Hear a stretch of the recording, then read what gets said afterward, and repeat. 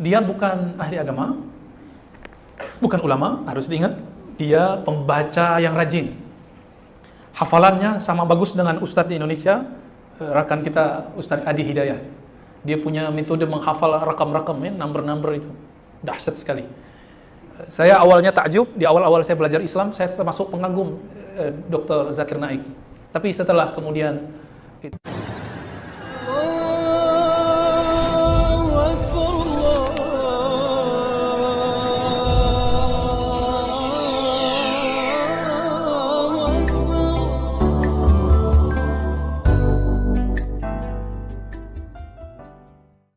udah jam 7?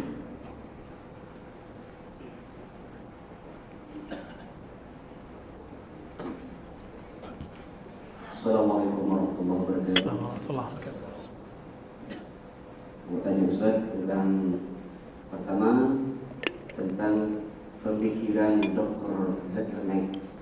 Dokter. Dr. Zakir Naik. Di sini medicine dokter, apa dokter? Yang obat-obat. Dokter kalau di sini. Dokter. Kalau PhD dokter. Sama. Itu beda itu. Ya, satu D-nya capital, satu D-nya kecil ya. Ya. Itu yang pertama Ustaz, yang satu. Yang kedua di Majmu' Fatwa Ibnu bin Baz itu mengatakan zikir selepas sholat itu bid'ah. Berjamaah. Tapi kalau dikaji tentang ilmu mantik tadi, kul itu maknanya luas. Yang ketiga, soalannya adalah banyak sekarang ruqyah itu banyak fahaman-fahaman yang bukan Ahlus Sunnah wal Jamaah. Bagaimana membezakan antara aswaja dengan fahaman itu? Baik. Baik. Jazakallah. Assalamualaikum. Assalamualaikum warahmatullahi wabarakatuh. Tolong ingatkan saya ya, takut lupa. Pertama, Dr. Zakir Naik. Dia bukan ahli agama, bukan ulama, harus diingat. Dia pembaca yang rajin. Hafalannya sama bagus dengan Ustadz di Indonesia, rekan kita Ustadz Adi Hidayat.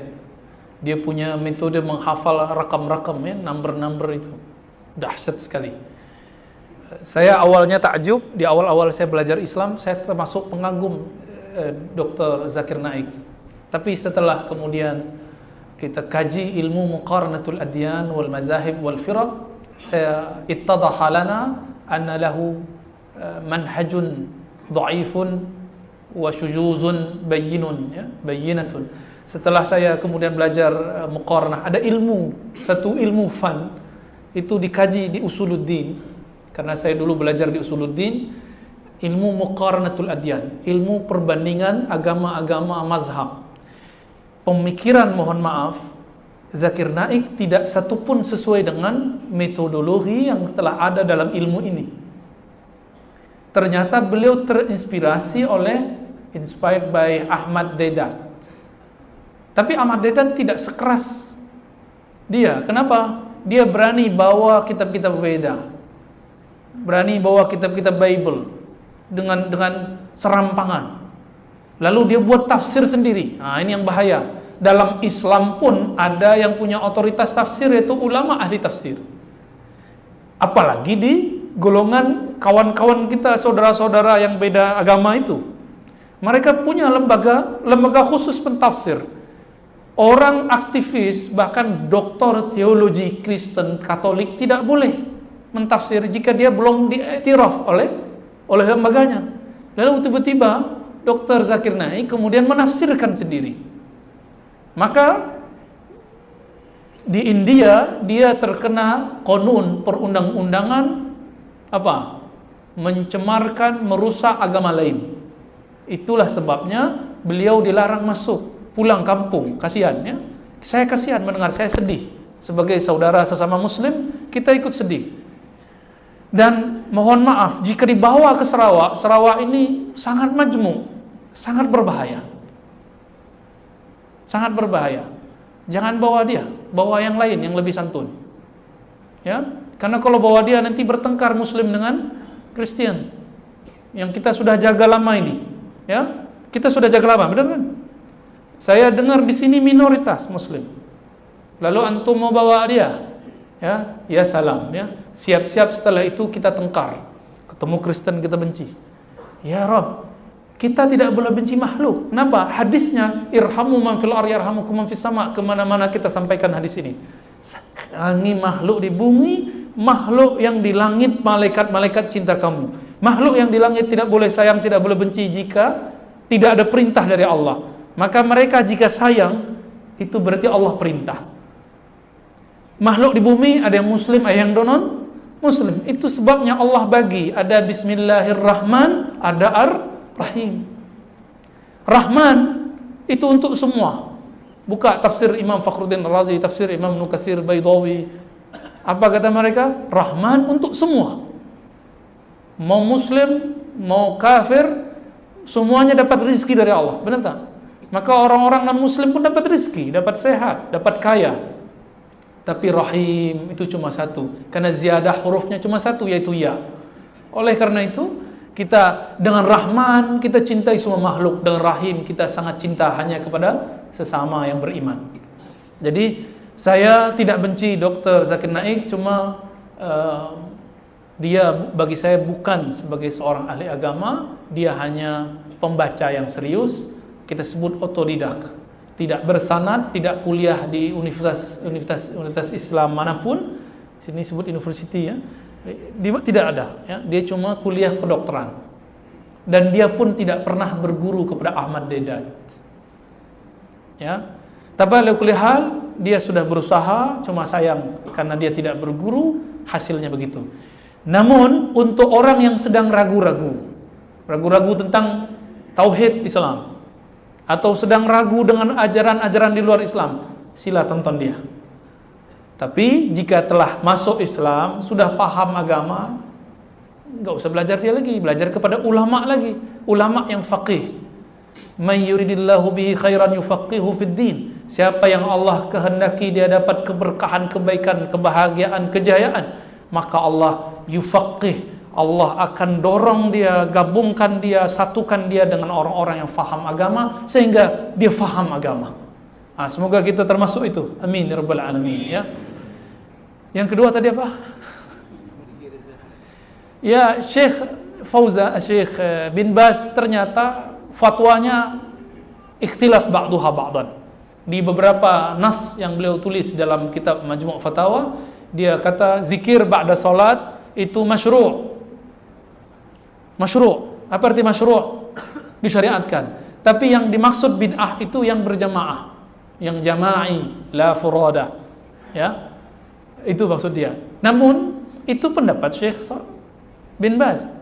Saya punya guru 9 tahun belajar kepada Syekh bin Baz, namanya Syekh Ali Mustafa Yaqub, muhaddis Indonesia. Beliau ba'da salat selalu zikir berjamaah. Ya. Syekh bin Baz kata salat tasbih bid'ah, tapi guru saya bilang itu guru saya salah ambil hadis. Dia tidak tahu hujat, dia cuma kata guru saya guna hadis Tabrani, hadis dhaif.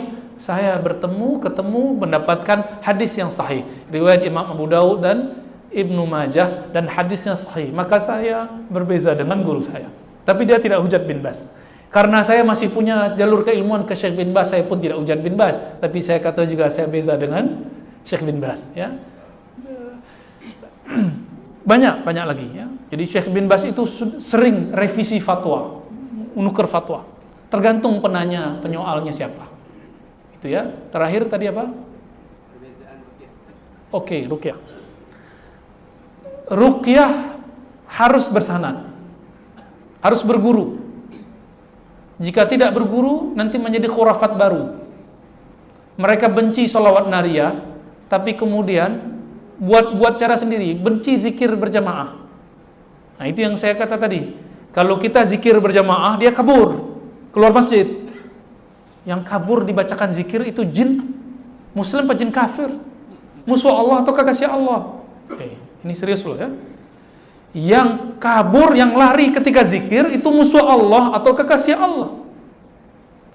Mereka bid'ahkan zikir dengan jahar, tapi mereka di klinik-klinik ruqyah, tempat-tempat ruqyah, mereka buat zikir keras-keras. Allahu Akbar, Bismillahirrahmanirrahim.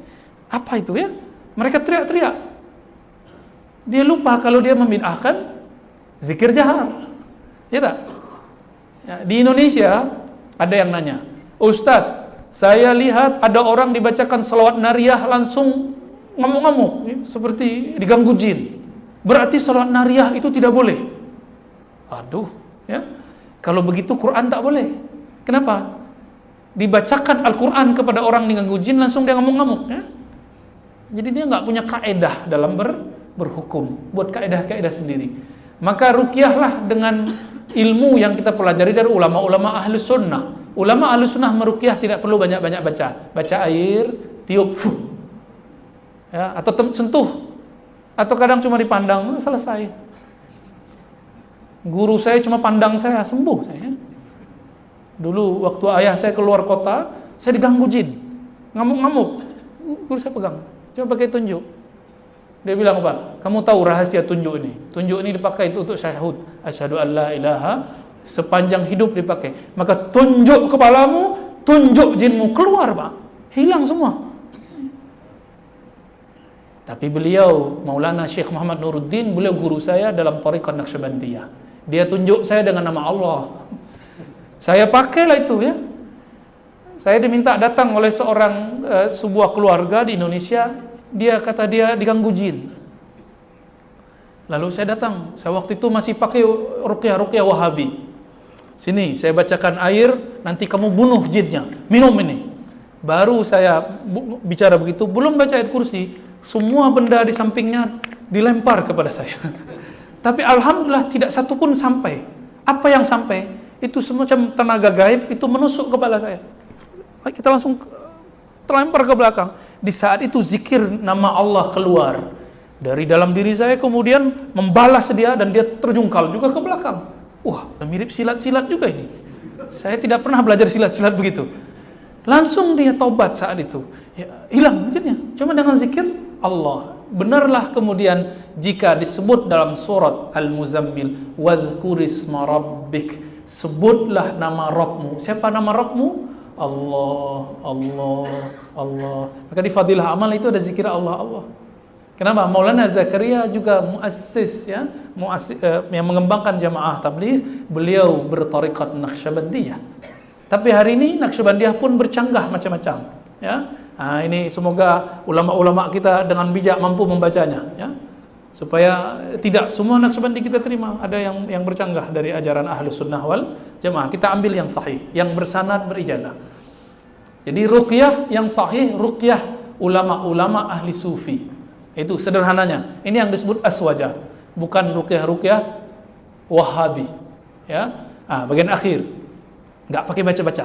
Imam Ahmad ibn Hanbal didatangi oleh seorang bapak-bapak, ya, seorang tuan. Apa kata dia? Wahai tuan guru Imam Ahmad, putriku diganggu jin. Tolong engkau datang, doakan dia, ruqyah dia. Imam Ahmad sedang masyghul, sibuk mengurus ibunya karena beliau punya ibu, belum punya istri. Beliau mentakhirkan zawajnya, ya. Akhirnya Imam Ahmad kasih, ini bekas apa namanya? Kasut, ya. Kasut sandal kita sebut di sana, ya. Terompah. Dikasih, kamu pukulkan ini pelan-pelan ke kepala putrimu. Dibawa. Itu sendal Pak, nggak dibaca apa-apa. Dia coba bilang, ketuk kepalanya. Dia pulang, dia ketuk, tuk 3 kali sembuh. Nggak perlu pakai baca-baca, nggak pakai mahar, nggak bayar-bayar apa-apa. Nah, ini yang sahih, ya. Ummu Salamah setiap kali sakit dia taruh rambut Nabi di dalam gelas, lalu dia selawat, dia ruqyahkan. Jika datang ada orang-orang terganggu, sakit, dia bacakan. Itu ruqyah. Imam Ahmad jika sakit bukan pakai kasut dia, kepalanya enggak mempan, ya, enggak ampuh. Gimana? Ternyata dia menyimpan warisan rambut-rambut Rasulullah sallallahu alaihi wasallam. Dia pegang, dia selawat, dia celup ke dalam air. Allahumma salli ala Sayyidina Muhammad. Rindu kepada Rasulullah, bergetar Allah bersalawat kepada hambanya 10 kali. Mengalir di air tersebut, dia minum, sembuh. Maka Imam Ahmad hampir tidak pernah datang ke dokter. Kenapa? Karena dia punya tibbil qulub wa dawaiha wa afitil abdani wa shifaiha, yaitu rambut Rasulullah. Itu yang dibaca oleh ulama kita. Allahumma salli ala Sayyidina Muhammad, tibbil qulub wa dawaiha wa afitil abdani wa shifaiha. Tapi dia kata, orang-orang itu kata itu salawat syirik lah. Dia enggak baca Sahih Bukhari. Ya, kalau baca Sahih Bukhari dia akan paham. Ummu Sulaim mengobati anaknya dengan keringat Rasulullah sallallahu alaihi wasallam.